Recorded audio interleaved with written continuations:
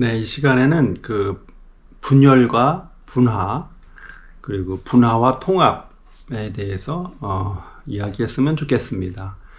분열이라는 것은 이제 분리됐다는 것이죠. 근데 분리가 되는데 두 요소의 단절이라는 거예요. 그러니까 연결점이 없는 상태가 이제 분열이라는 거죠. 그러니까 어떻게 되냐면 이제 분열은 이제 흑백 논리가 되고 좋냐 나쁘냐, 그렇죠? 우리 편 적 뭐 이렇게 되는 거죠. 경쟁하고 말이죠. 그리고 이분법적 사고와 이분법적 관계의 패턴을 보입니다. 이제 분열이 그렇다는 거죠.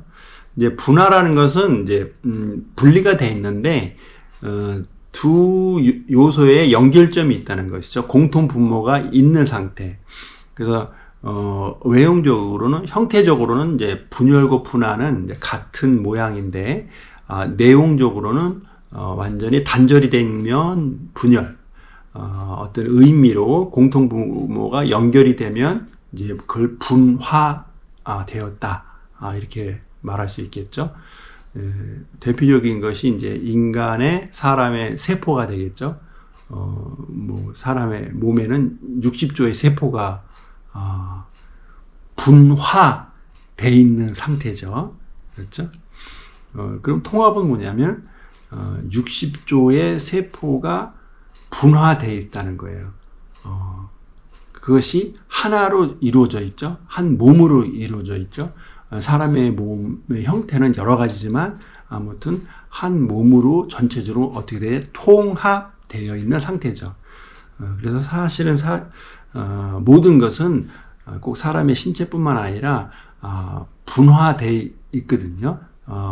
그러니까 부분이 전체다, 전체가 부분이다, 이런 말이 있지 않습니까? 그러니까 분화되어 있는 상태에서 또 다른 한편은 전체로 통합되어 있는 거죠.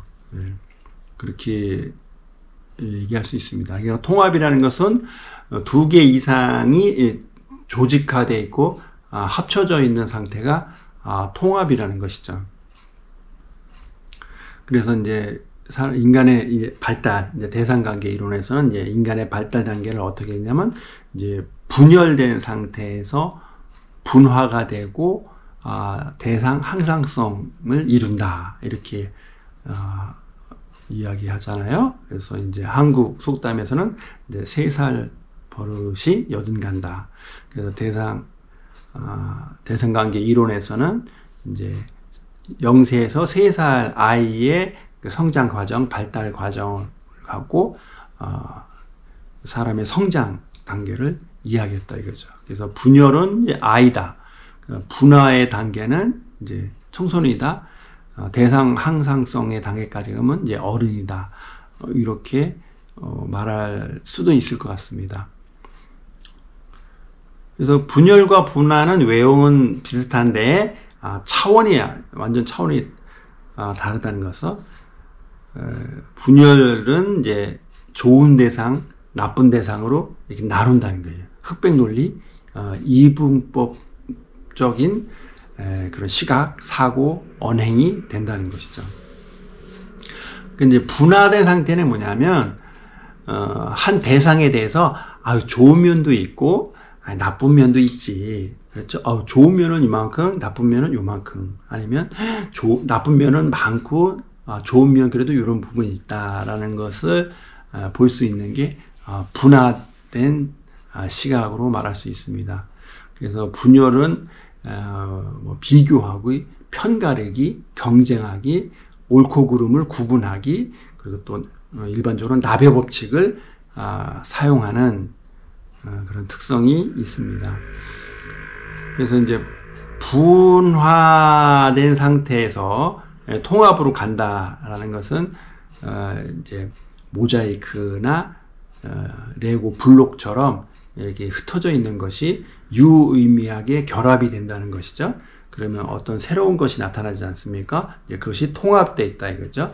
부분이 전체고 전체가 부분이다, 이런 말이 나올 수 있겠습니다.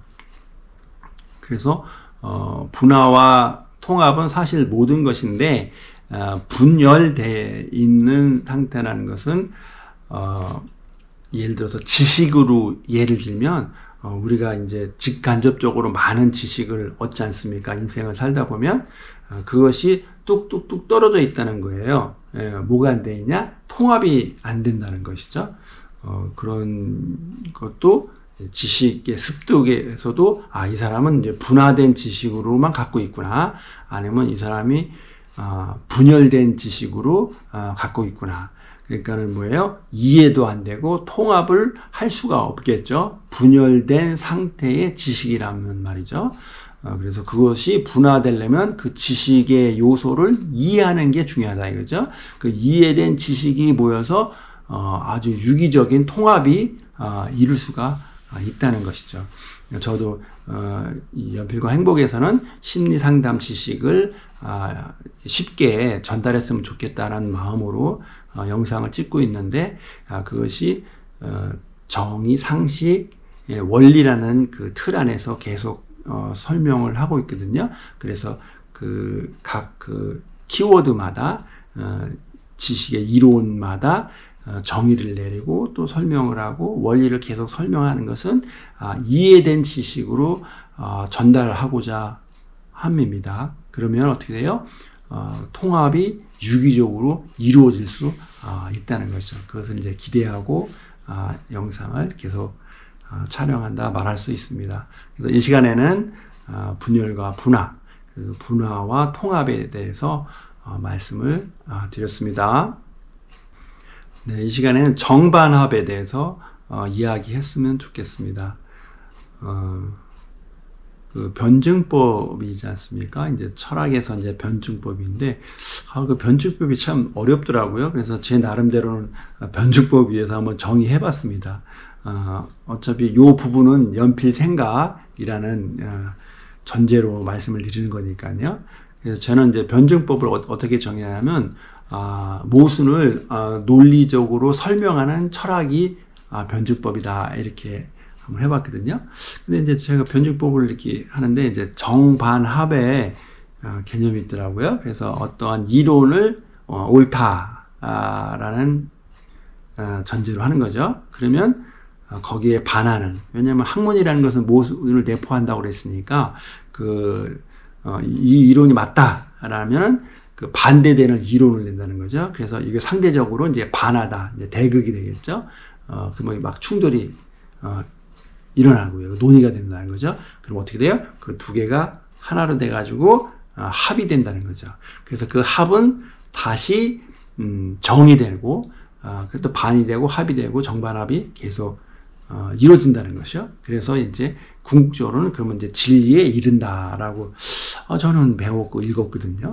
근데 저는 이제 이 시간에는 이제 정반합을 어떻게 설명하고 싶으냐면, 옳을 정자가 아니라 임의의 기준점이라는 정할 정자를 한번 대입해 봤습니다. 그래서 우리가 진리의 지식은 없지 않습니까? 근데 뭐가 있냐? 현상은 있다는 거죠. 현상을 볼 수 있다는 거예요. 그래서 그 현상을 정리한 게 이론 아니겠습니까? 그렇죠? 그 이론은 정할 정자라는 거죠. 바를 정자가 아니라 정할 정자. 그래서 거기에 반하는 이론이 나오고 그 합쳐서 또 합이 되는 이론이 되는 거죠. 그 합의된 이론은 다시 임의의 기준점이 되고, 이것이 반복됨으로써 모순을 줄여간다라고 이해를 했습니다. 제가 이제 심리상담 지식을 공부하는 단계에서 이것을 대입을 해서 좀 더 쉽고 빠르게 제 나름대로 심리상담 지식을 습득하고 이해하고 또 사용할 수 있지 않았나 싶습니다. 그래서 이 영상들이 다 연필 생각이니까 정반합에 대해서 저의 시각을 한번 소개했습니다. 네, 이 시간에는 변곡에 대해서 이야기하기를 원합니다. 이 변곡이라는 것은 이제 주식 차트에 보면 여러 가지 그 보조 지표라는 게 있거든요. 이제 시간과 가격에 대한 그 흐름을 이제 그림으로 보여주는 게 차트 아니겠습니까? 거기에는 많은 보조지표가 있는데 거기에 이제 일목 균형표라는 게 있더라고요. 이제 그것을 제가 이제 공부하다 보니까 아주 재밌는 그 숫자가 나오더라고요. 그래서 그 변곡을 한번 같이 얘기하기를 원합니다. 그 숫자, 그쵸? 아라비아 숫자가 이제 3, 5, 9라는 숫자입니다. 그래서 알 수는 없지만 이런 자연적인 현상에서 3이라는 숫자, 5라는 숫자, 9라는 숫자가 의미가 있다는 거예요. 어떤 의미냐? 변화, 변곡점, 굴곡을 발생시킨다는 거예요. 그래서 그것을 변화의 전환점, 그것이 3, 5, 9라는 숫자에서 발생한다는 거예요. 그래서 그것이 3분, 5분, 9분 이렇게 이야기할 수도 있고요.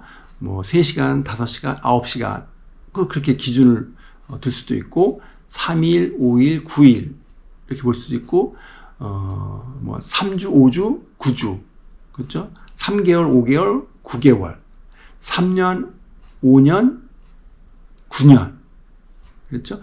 30년, 50년, 90년 가능하겠죠? 예.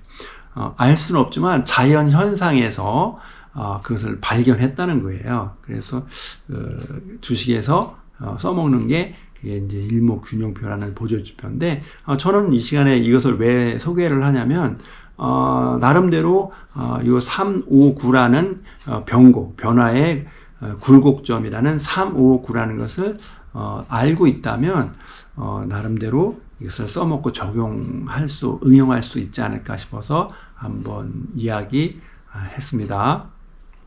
네, 이 시간은 그 변화, 움직임에 대해서 이야기했으면 좋겠습니다. 그래서 그 키워드는 브라운 운동과 역설이라는 키워드를 같이 이야기했으면 좋겠습니다. 그 변화, 움직임이라는 것은 어떻게 움직이느냐? 브라운 운동으로 움직이고 역설적으로 움직인다는 것이죠. 그것이 뭐 신체적인 물리적인 움직임도 있지만 이 사고의 패턴도 그런 움직임이 있다는 것이죠. 그래서 그 브라운 운동이라는 게 뭐냐면 불규칙한 운동의 현상을 이제 브라운 운동이라고 명명하더라고요. 그래서 이제 파리가 이렇게 막 날아가지 않습니까? 그 움직임이 어떻게 해요? 일정한 패턴이 있던가요? 아니요. 불규칙한 패턴으로 날아간다는 거예요. 그래서 벌의 비행, 그렇죠? 수면의 그 소금장이 초파리의 비행, 소금장의 막 움직임도 그 움직임이 불규칙으로 움직인다는 거예요. 그래서 이제 꽃가루 있지 않습니까? 꽃가루가 막 날아가는 것도 그 움직임이 불규칙적으로 움직인다는 거예요. 예측이 가능하다? 예측 가능하지 않다는 거예요.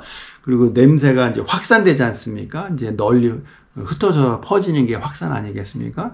근데 냄새가 확산하는 것도 그것이 불규칙적으로 일정한 패턴이 없고 불규칙적으로 움직인다는 거예요. 그러니까 그 움직임이 기본적으로 어떻다? 예측 불가능한 경우가 많다는 거예요. 이제 이것이 이제 심리적으로 보면 이제 앞의 일을 미리 생각하는 것이 두 가지 않습니까? 단순히 앞의 일을 생각하는 것은 예상, 앞의 일을 생각해서 판단하는 것은 예측이라고 하는데 예상이 예측이 잘 맞던가요? 잘 안 맞죠? 왜냐하면 불규칙적으로 움직인다는 어떤 자연 현상이 있다는 거예요. 이유는 모르는데 그 현상은 나타난다는 것이죠. 그래서 그 현상을 글로서 표현한 이론이 이제 움직임은 불규칙적으로 움직인다. 그래서 이제 브라운 운동이다. 이렇게 명명한다는 거죠. 근데 이제 브라운 운동을 예측 가능할 때가 있다. 이게 어떤 포인트에서 예측 가능하는데 그것은 일정한 경계를 한정하는 거예요. 그 경계라는 것은 규정하는 거 아니겠습니까? 그러니까 일정한 틀은 없어요. 근데 뭐는 있냐? 요렇게 정하겠다라는 그 규정은 있다는 것이죠. 그러면은 어느 정도 예측이 가능하다는 거죠. 예를 들어 집안에 파리가 막 날아가는데 이 파리의 날아감이 예측할 수가 없지 않습니까? 그런데 어디에 한계가 있냐면 이 파리는 반드시 어디 지점에는 앉는다는 거죠. 아니면 그 방 안에의 한계는 있죠. 예, 거기서 경계를 하지 않습니까? 그 파리에 날아가면 알 수는 없지만 그 방 안에서의 움직임은 알 수가 있다 이거죠. 그렇죠? 그 방 창문이 없다면 그 방 밖에서 움직임은 아니고 그 방 안에서 움직인다. 그리고 그 파리는 반드시 언젠가는 어떠한 그 지점에 앉는다는 거죠. 그거는 예측할 수 있다는 거죠. 그래서 기본적으로 브라운 운동, 움직임은 뭐냐? 알 수가 없다. 불규칙적으로 움직인다. 그런 현상이 있고, 또 하나는 역설적이라는 거죠. 역설적인 움직임이 있다는 거예요. 그래서 그 어떤 경우에는 그 역설로서 모순을 설명할 수도 있다는 거예요. 변화도 어떻게 하느냐? 다 역설적으로 접근을 하면 그 변할 수 있다는 거예요. 관계도 그렇고요. 내가 예상하고 예측한 대로 가는 것보다는 한번 꼬은다는 거죠. 아니면 다른 시각으로 접근한다는 거죠. 역설적인 사고방식, 말, 행동으로서 그것을 내가 다다를 수 있고 이룰 수 있고 성취할 수 있고 획득할 수 있는 경우가 많다는 거예요. 그래서 움직임에는 이 브라운 운동과 역설적인 움직임이 있다. 그래서 이제 확실한 것을 원할 때는 거의 대부분 실패할 수가 있다는 거예요. 그래서 마음이 불안한 사람은 확실하고 통제하는 욕구가 있거든요. 미성숙한 사람은, 분열된 사람은 확실한 거, 뭐 그런 걸 좋아하거든요. 근데 어때요? 확실한 건 별로 없다는 거예요. 거의 없다는 거예요. 그래서 이제 모든 것이 논리적으로만 설명이 잘 안 된다는 그 모호성이 있다는 거죠. 그래서 이제 어떻게 했냐, 입체적인 사고가 필요하고 그 멀티적인 사고, 그 메타 인지가 필요하다. 그렇죠? 확실한 게 있냐 없냐? 있긴 있죠. 근데 거의 대부분은 불확실하다는 거죠. 브라운 움직임으로, 그 역설적인 움직임으로 움직이기 때문에 그렇다는 거죠. 그래서 이번 시간에는 움직임에 대해서 브라운 운동과 역설을 같이 생각해 봤습니다.